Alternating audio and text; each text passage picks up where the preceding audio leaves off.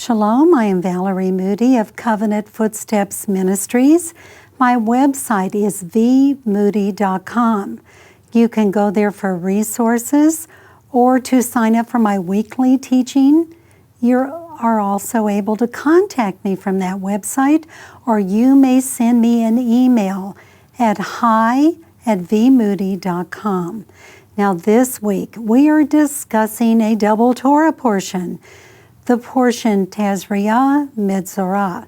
It begins with Leviticus 12:1 and ends with Leviticus 15:33. By way of definition, a zara'at is the biblical word for skin disease. The person afflicted with a skin disease or a skin disorder is a Metzora. A Metzora means one who is diseased. For the Jewish people, this double portion ranks at the very top of all the readings to avoid for a bar or bat mitzvah. Its detailed lists of bodily ailments, odd rashes, emissions, colorations, and secretions are embarrassing. For young people who are just beginning to observe the commandments, a mitzvah ceremony based on ritual impurity and uncleanness can be intimidating. The idea of tearing one's clothes, covering the upper lip, and crying out, "Unclean, unclean," is not very spiritually inspiring. But I believe my teaching today will bring some insight and understanding to this parsha. Now, the real focal point of this reading is boundaries. Indeed, Leviticus 15 verse 31 declares, "You will put the Israelites on guard against their uncleanness, lest they die through their uncleanness by defiling my tabernacle, which is among them." This was a type of State of the Union message for the Israelites. The Most High was dwelling in their camp. He was with the congregation of Israel, and he was training the people to venerate and respect his divine presence. It was fitting for the Israelites to be clean, pure, and holy, because they were his family, his servants, and his priests. He dwelled with them in the camp, and his presence consecrated them. He could not allow them to come before him when they were defiled, even by involuntary or secret impurities, due to his majesty. The proximity of the Shekinah, the divine presence, meant that his people were to avoid pollution. The boundaries surrounding childbirth, mold, mildew, nocturnal emissions, and skin discolorations were for the purpose of honoring his presence. These borders so impressed Rabbi Paul that he instructed every believer in 1 Thessalonians 4:4 to control his own body in holiness and honor. Now the Almighty's presence dwelled in the camp of the Israelites.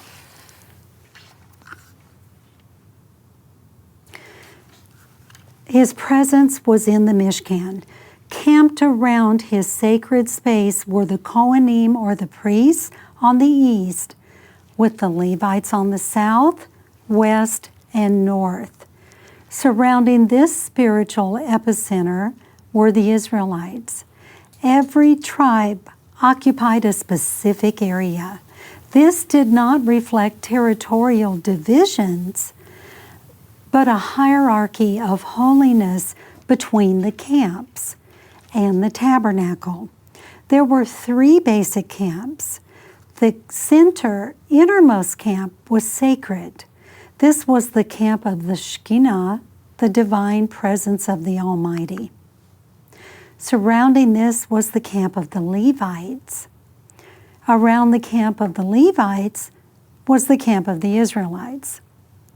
This arrangement created a holy and a divine order in the Israelite encampment. This order was later reflected in the courtyards surrounding the temple. The idea was that the further one camped from the Mishkan and the Holy of Holies, the fainter the degree of sanctity. Outside the camp, the sanctity faded to become the area reserved for the Metzora. The Israelites had to be keenly attuned to their surroundings and to their physical bodies. Now today we discover that cell phones are extremely distracting. They keep us from being aware of our surroundings. Surely we're not keenly aware of what's going on around us because of the distraction of our electronics. But the Israelites did not have this freedom. They had to be keenly aware of their surroundings and what was going on around them.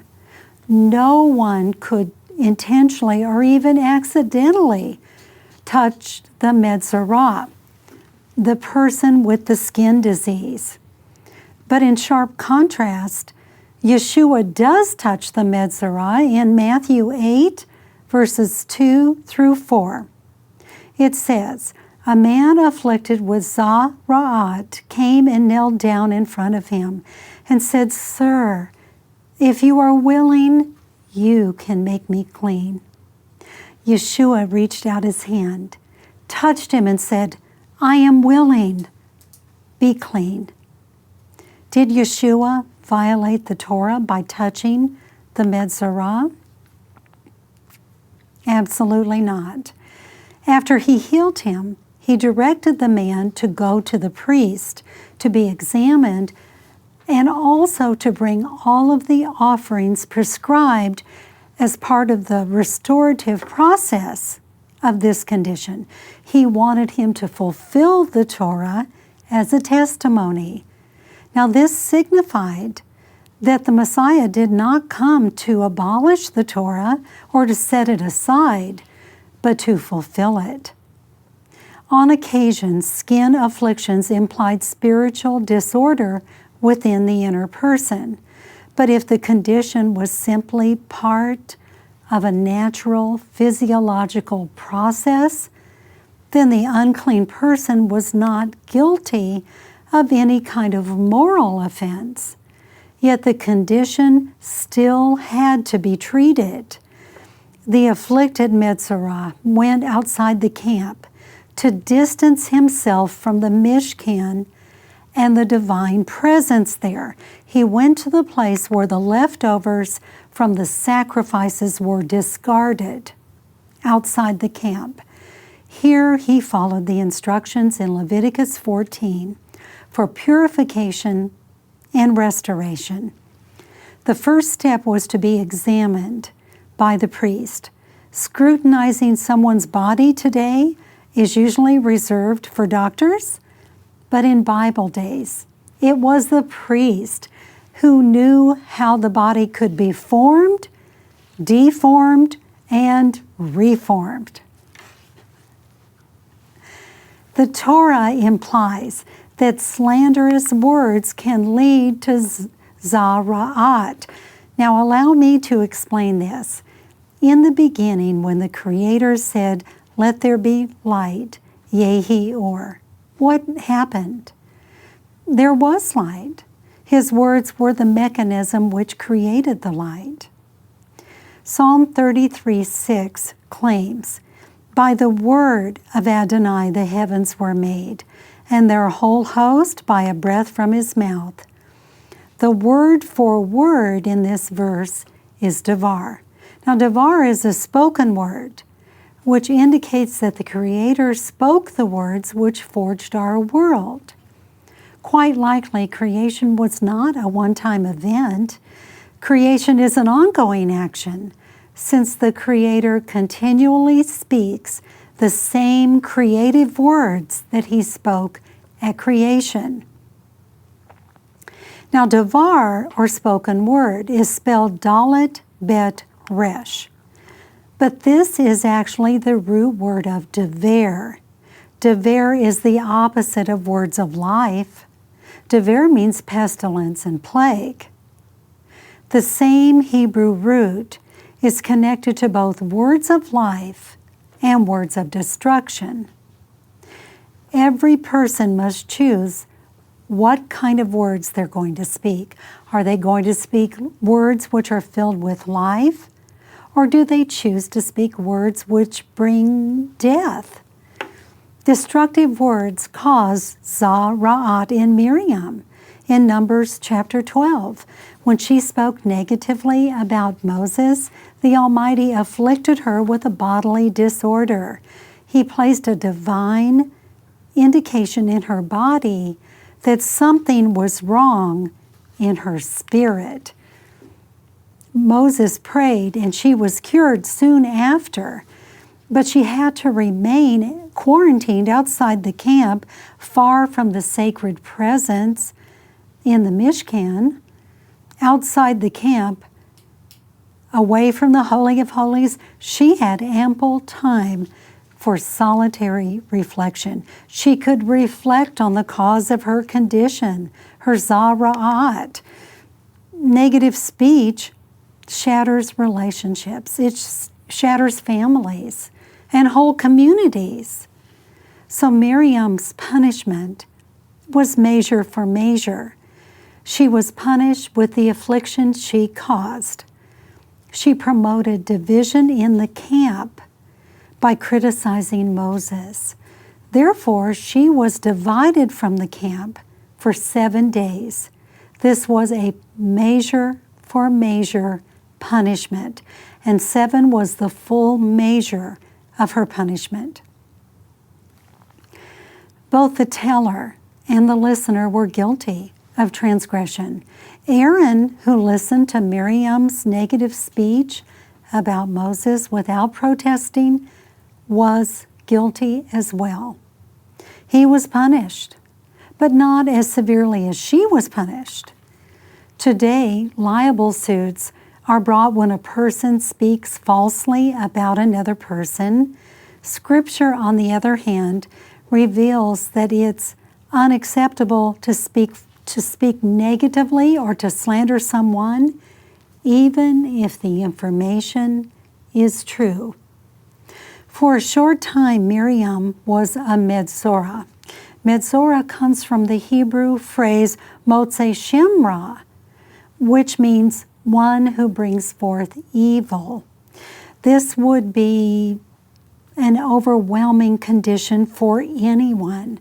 But for a person of Miriam's status as the first prophetess in Israel, this affliction raised some eyebrows in the camp. So what really happened here? Evidently, the Almighty was offended by her negative speech concerning Moses. He took the sin of her Lashon Hara quite seriously. This expression, Lashon Hara, is probably one you've heard of before. It comes from Psalm 34, verse 13, and it means evil tongue. This sin is said to transgress all 5 books of the Torah because the word Torah appears 5 times in this parsha. Metzora prescribes a process of restoration and reintegration back into the community for the unclean person, regardless of the original cause of the skin condition. 9 steps followed healing from skin disease. So once the Metzora was healed, there were 9 steps of restoration to be fully restored to the community. Now let's pause for a moment right here. These were not meaningless rituals. These were crucial steps, which I believe expressed internal feelings. Today, a person who recovers from a medical trauma is suddenly thrust back into daily life, the workforce and daily responsibilities, and they are expected to function normally. But in reality, one returns to normal only gradually after a life-threatening illness. The 9 steps allowed for this kind of gradual restoration.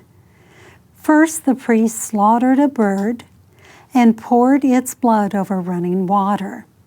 He dipped the live bird along with cedar wood, crimson material, and hyssop into the bloody water. Then he sprinkled the cleansed person with the bloody water and set the living bird free. Like the freed bird, the person being restored was free to re-enter the camp. But he could not dwell in his house for 7 more days. He bathed and shaved to become like a pure newborn infant, and he brought 2 offerings to the altar, a guilt offering and a sin offering. The priest dabbed some of the blood of the guilt offering on his right earlobe, his right thumb, and his right toe. And Olah, a whole burnt offering, followed this. Finally, the former Metzora was declared to be clean. This cleansing process was rich in symbolism and psychological impact as well. The twittering of the birds reminded the person of a loose tongue. Lashon hara resembles a bird's twittering. The cedar wood, the crimson material, and the hyssop dipped in the bloody water were the same materials burned with the red heifer to produce ashes of purification in Numbers 19. So these were elements of purification. The running water was Mayim Hayim. Living water signified the Torah in Isaiah 55 verse 1, and it was a synonym for the Holy Spirit. In John 7:38, the blood represented atonement according to Leviticus 17:11 and Ephesians 2:13. It also symbolized mortality and the Metzora's close encounter with death. When Aaron pleaded with Moses about Miriam, he said, "Let her not be as one dead." This condition was akin to death. It was like death. Dipping the live bird in the dead bird's blood and setting it free was a picture. It depicted the journey of restoration, the journey back from death, if you will. The Metzora had been like a chained bird, isolated for days outside the camp. Now he was free to fly back to his community. The cleansed person returned to the camp, but remained outside his tent for an additional 7 days. This alerted the community to his distress, to his plight, and it forced people to care for him. His physical recovery may have been complete, but his psychological recovery was not. During this 7-day process, he never had to pretend that everything was okay when everything wasn't okay. You know, today the person who goes back to work or comes back to the congregation after a life-threatening illness is partially pretending that everything is okay. But psychologically, things are not okay. So in this process of restoration for the Metzora, it allowed for this gradual restoration. It allowed the Metzora to rethink the entire process, what led him to the outside of camp, and what brought him back in. So during this process, he never had to pretend that everything was okay. His neighbors were providing for him. They knew he could not return to his tent. He could not cook for himself, so they were providing for his needs as he transitioned slowly into a new, optimistic future. Slander can lead to alienation, as we see in this parsha. Yet the mitzvot, which are most commonly violated in the community of believers, are all the laws regarding evil speech. This is also true of Hebrew congregations. On Yom Kippur at the synagogue, for instance, Jewish congregations confess sins as a group. This is part of the confession service on the evening of Yom Kippur. During the confession service, they are confessing 44 sins. That's 2 sins for every letter of the Hebrew alphabet, and they confess them in alphabetical order. But a full 25% of the sins that they are confessing involve evil speech and slander. They concern the tongue. A blessing in the daily Amidah prayer is a request for divine help in avoiding evil speech. It says, "O God, guard my tongue from evil and my lips from speaking deceitfully. To those who curse me, let my soul be silent, and let my soul be like dust to everyone." So that's a plea for divine help to avoid resorting to slander and negative speech. Speaking positive, life-filled words is the great human struggle. Rabbi Paul described the unrighteous individual in Romans 3:13 as one whose throat was an open grave and whose mouth was full of curses and bitterness. So for Paul, the unrighteous person had a problem with their speech. Devar, a spoken word, becomes dever, pestilence and destruction when words condemn. Let me offer a few examples. Jacob's beloved wife Rachel was barren. She desperately said, "Give me children or I'll die."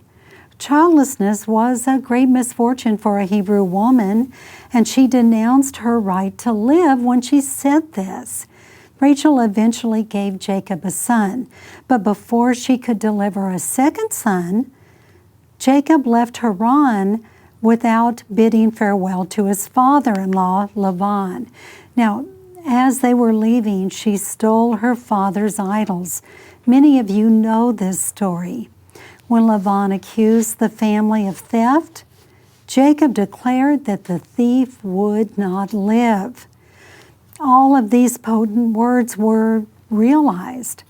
Rachel's voluntary curse upon herself due to barrenness, and Jacob's involuntary curse upon the thief led to her early demise.